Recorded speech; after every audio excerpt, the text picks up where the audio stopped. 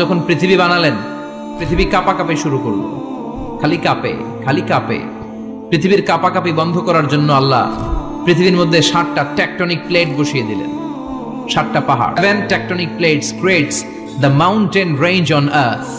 এই 7টা প্লেট পৃথিবীতে এই পাহাড়গুলো উঁচু নিচু টিলা টপ্পর তৈরি করেছে। পৃথিবীব্যাপী যত পাহাড় আছে এই টেকটনিক প্লেটের কারণে। পৃথিবী কাঁপতে শুরু করলো সৃষ্টির পর। পৃথিবীর কাঁপাকাঁপি বন্ধ করে দেওয়ার জন্য আল্লাহ পৃথিবীর ভেতরে পাহাড় ঢুকিয়ে দিলেন। পাহাড় পেরেকের মতো গেড়ে দেওয়ার পরে পৃথিবীর কাঁপাকাঁপি বন্ধ হয়ে যায়। ফেরেশতারা অবাক হয়ে বলে, মাবুদ, পৃথিবীর কাঁপাকাঁপি বন্ধ হলো কেমনে? আল্লাহ বললেন, ও ফেরেশতারা, পৃথিবীর মধ্যে আমি পাহাড়কে গেড়ে দিয়েছি। পাহাড় গেড়ে দেওয়ার কারণে পৃথিবীর কাঁপাকাঁপি বন্ধ হয়ে গেছে।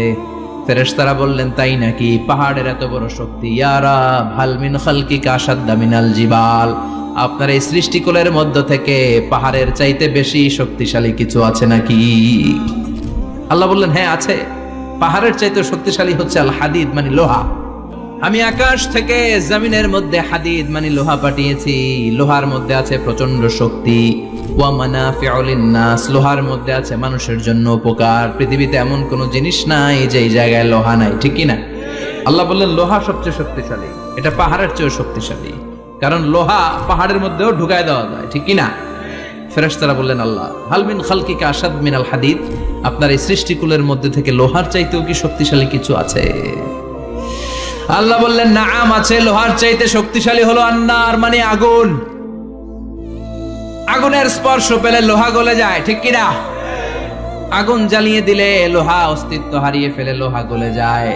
ফেরেশতারা বলল, আল্লাহ, হাল মিন খালকিকা আশাদ্দা মিনান নার, আপনার সৃষ্টির মধ্য থেকে আগুনের চাইতেও শক্তিশালী কিছু আছে নাকি?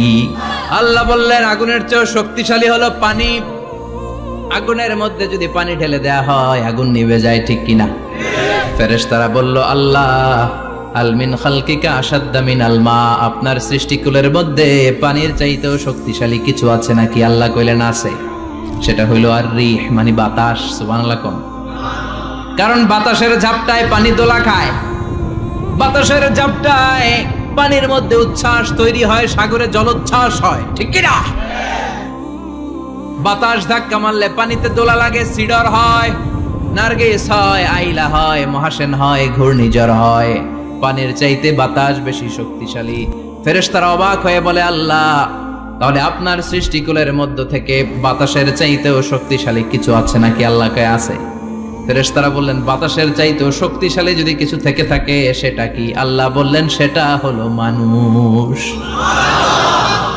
বনি আদম, আল ইনসান। তবে ওই মানুষ যেই মানুষ দান করে। কি করে? ডান হাত যা দান করে বাম হাত সেটা টের পায় না। সুবহানাল্লাহ।